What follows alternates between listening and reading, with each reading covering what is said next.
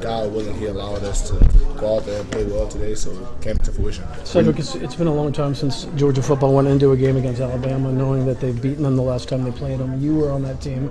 How does that help you guys? Just, you don't have that Alabama kind of monkey on the back and all that stuff that we talked about in the past. It doesn't at all. I think the biggest thing is just understanding that these are two different teams. I can't bring any of the plays I made. I can't bring any of those plays I made in that game to this game. Neither can they. So at the end of the day, it's just going to be understanding that both teams are really, really good, and it's going to be based on who wins, on who executes the most. So I think that's the biggest thing, is understanding that this team has nothing to do with the previous. It's not that y'all prefer multiple Thank you. down business, long business. Just talk about the confidence y'all have as a unit.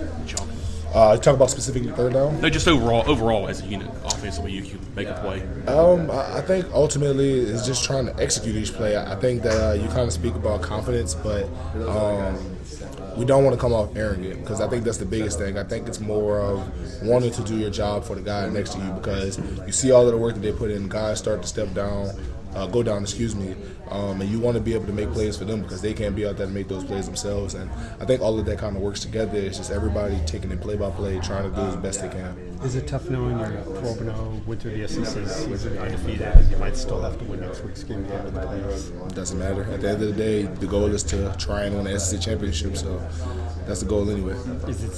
Should it have been expected it would come down to you two, Georgia and Alabama, again at the end? I mean, that's kind of what everybody thought. I'm not sure if I would say expected, because I think Tennessee's a really good team. I think Missouri's a really good team. You can even think, even if you go back to Vandy, I think Vandy is much improved and a really, really respectable team. So I think it could have been anybody in that position, and we're just grateful that God allowed it to be us. What'd you make of Kendall's performance tonight, especially, career best game? First time, I think you guys had a 150-yard rusher since 2019. Hey, I think that it's just a cultivation of all of his hard work.